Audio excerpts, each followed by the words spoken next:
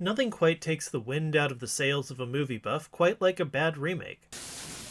Whether they miss the point of the original, go a bit overboard trying to prove they're cooler than what came before, What is this?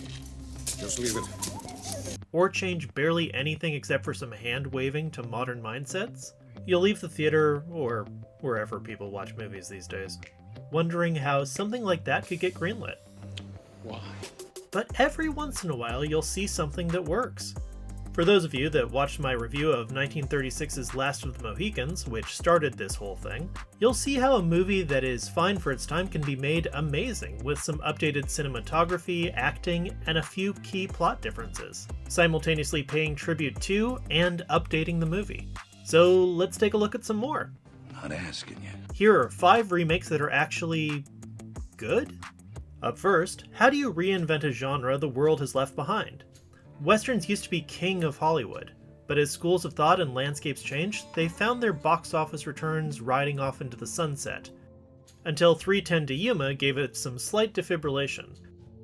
The original is a classic western starring Glenn Ford and Van Heflin, and tells the story of a good man who agrees to take a dangerous criminal to a prison transport train in order to provide for his family. Well, maybe this will be something worth remembering. In the end, it's a solid movie about the measure of a man and duty, and has one of the better Western themes out there. Called it 3:10 to Yuma. The remake ups everything.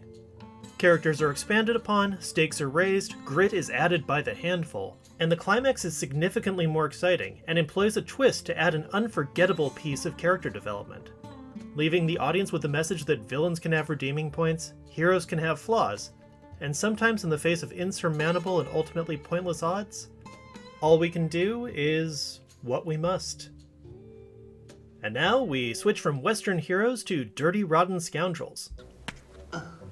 This 1988 comedy about con men, starring top of their game Michael Caine and Steve Martin, is a hilarious contest of one-upsmanship between a suave master and a rough challenger encroaching on his territory.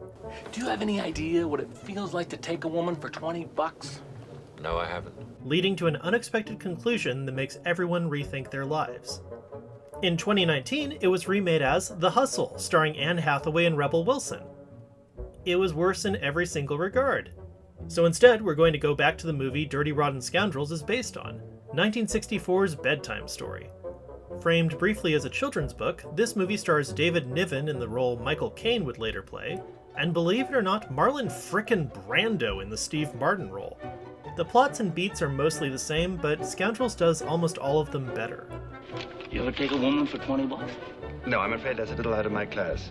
For one, Caine's fake prince is played a lot more dignified, and actually comes across as a man who could seduce socialites into donating their jewels to support his attempt to recover his kingdom, as opposed to David Niven. Oh, madam, please, no more, I beg you. For your own safety. And Martin's unrefined, clueless jerk is a lot more fun to watch than Brando's smart, but possibly rapey douchebag. Oh, the stories I'll have for Granny when I get home. That being said, Brando does bring the full power of the Stanislavski acting system out in a few spots. And it would have been fun to see how he would have approached some of Scoundrel's scenes. Excuse me, may I go to the bathroom first? Ultimately, Scoundrels outperforms its predecessor by simultaneously being more subdued and outrageous. Plus, it has Emperor Palpatine. Welcome to hell. Up next, my apologies to David Niven, we're gonna keep this hate train going. You're the fucking shittest James Bond ever. You're David fucking Niven. Actually, that's not entirely fair. He plays James Bond in the movie featuring the worst James Bond, but it's not him. Let me explain. 1967's Casino Royale was released 2 months prior to the 5th entry in the Eon production Bond series, You Only Live Twice, and is slightly different tonally. The plot, as much as it can be described as such, involves multiple people taking on the James Bond mantle to confuse the baddies. These Bonds include David Niven, Peter Sellers, Ursula Andress, and Woody Allen, who plays Niven's nephew Jimmy Bond. My doctor says I can't have bullets enter my body. He's the worst one. If this sounds a little confusing, it gets weirder, and makes a bit more sense when you find out there were 5 directors. The only parts that appear to have a connection to the source material are the ones featuring Peter Sellers' Bond against Orson Welles as the antagonist Le Chiffre in a high-stakes card game. The rest is a fever dream, featuring exploding hiccups and more wackiness than is legal under the Geneva Convention. This remained a blight on the Bond name until 2006, when Daniel Craig became Bond in an entry that played the plot straight. It was a darker, grittier take on the property that saved the franchise after the worst, to that moment, official Bond entry. Read this, bitch. Still, would have been interesting to see how Craig's Casino Royale would have tackled this. Are you Richard Burton? No, I'm Peter O'Toole. Then you're the finest man that ever breathed. And let's take a breath from that while I ask you to subscribe by clicking the button in the bottom right if you're enjoying. And onward. Up next, remember when Will Smith's biggest concern with his son was making him a star as opposed to his son's friends getting entangled with his wife? 2010's The Karate Kid. Now no, I'm not saying the 2010 movie is better overall per se. 1986's Karate Kid is one of the classics of the genre and features an amazing performance by Pat Morita, iconic scenes, and perfectly 80s music. It also features a protagonist who is kind of a douche that you don't entirely mind seeing get beat up once in a while. In the 2010 movie, the protagonist is a bit more likable. Still whiny, but his journey feels more natural. In addition, the fight choreography and training montage go a step beyond the original. Even if, confusingly, this movie called The Karate Kid features no karate whatsoever. In addition, it plays homage to the original while subtly changing it to make those in the know go, oh. Sure, not all of it works, like some unfortunate dialogue choices. Check it off. But overall, this was an entry that, other than an annoying Bieber theme, made the world interested to see what Jaden would do next.